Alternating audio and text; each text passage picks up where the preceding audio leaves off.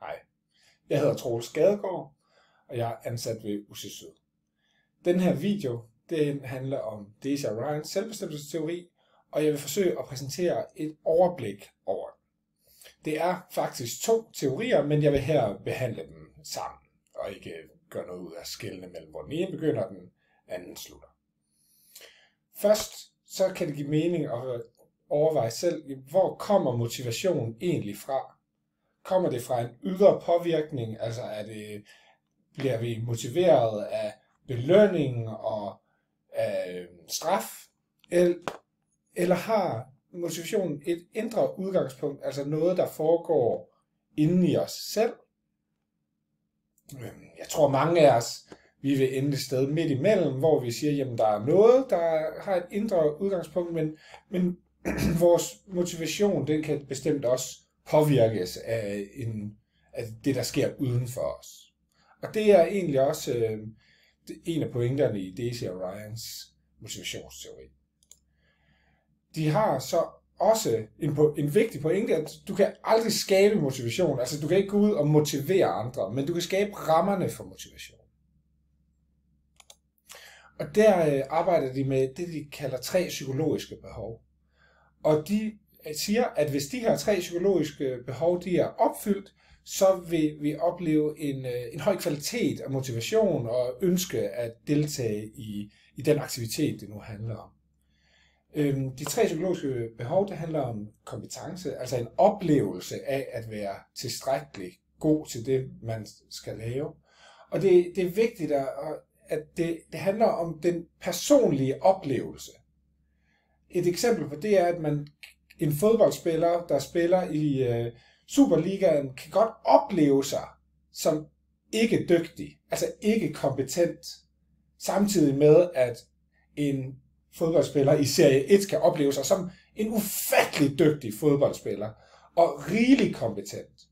Og selvom vi så kan sige på et objektivt plan, at den ene fodboldspiller er markant dygtigere end den anden, så oplever de sig hver især som ikke kompetent eller kompetent. At man oplever at have gode relationer til kollegaer eller til andre deltagere på en uddannelse. Og til sidst, at man har autonomi, altså selvbestemmelse.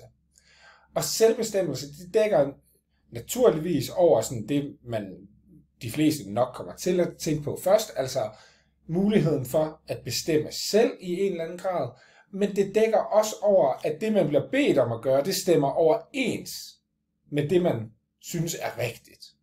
Altså er det ikke nødvendigvis et problem, hvis man sætter sine deltagere til at gøre noget og siger, at det her, det skal I gøre nu, så længe det stemmer overens med deres egen oplevelse af, hvad der kunne være meningsfuldt. Jeg tror, de fleste faktisk vil opleve det modsatte, at hvis de kommer ind til en undervisning, og alt bare er frit, jamen det må I selv bestemme, det må I selv finde ud af, og jamen hvad har du lyst til, at så vil man efterspørge noget mere struktur, der er nogen, der så styrer.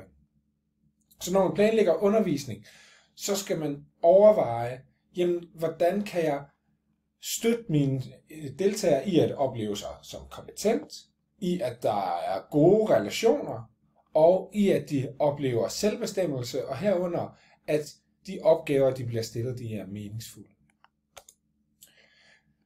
Det her, det er en anden del af teorien om indre og ydre motivation. Daisy og Ryan, de er ikke vilde med begreberne indre og ydre, men for nemhedens skyld, så har jeg valgt at bruge dem alligevel. Det her, det er, man kan sige, at det her kan man kalde et motivationsæg, hvor at herovre til venstre, at så oplever du en motivation, hvor at du faktisk ikke ønsker at deltage overhovedet, og det er lige før, lige meget hvor meget pisk eller gulerod du får, så ønsker du ikke at deltage. Eller så vil du ikke deltage. Jeg vil ikke gå ind i de enkelte begreber, men i den anden yderpol, der er man fuldstændig indre motiveret, man behøver ikke nogen belønning eller nogen opfordringer for at deltage i en aktivitet, den er fuldstændig meningsfuld i sig selv. Det kunne være, at der er nogen, der virkelig nyder at dyrke sport, eller spille computerspil, eller også deres arbejde kan det også være, men ofte er det mere fritidsbaserede aktiviteter, vi ser det i. Sammenhængen mellem det her motivationsæg og de 3 psykologiske behov, det er, at for at rykke op i den gode ende, så at sige, så skal vi have vores psykologiske behov opfyldt. Og derfor er der jo også en pointe i, at hvis vi står med nogle studerende eller nogle medarbejdere, som faktisk ligger oppe i den nogenlunde gode ende, kan vi sige, af motivationsskalaen, at så er det ikke effektivt at skælde ud eller råbe eller forsøge at forhandle sig til større resultater, ifølge den her teori, fordi hvis vi i stedet for arbejder med, at de oplever sig som kompetente, at de oplever, at de er en del af et godt fællesskab, og at de oplever, at de har en grad af indflydelse på det, der skal ske, og at de er enige i de opgaver, de bliver sat til, så vil de lige så langsomt også bevæge sig op i kvaliteten af motivation.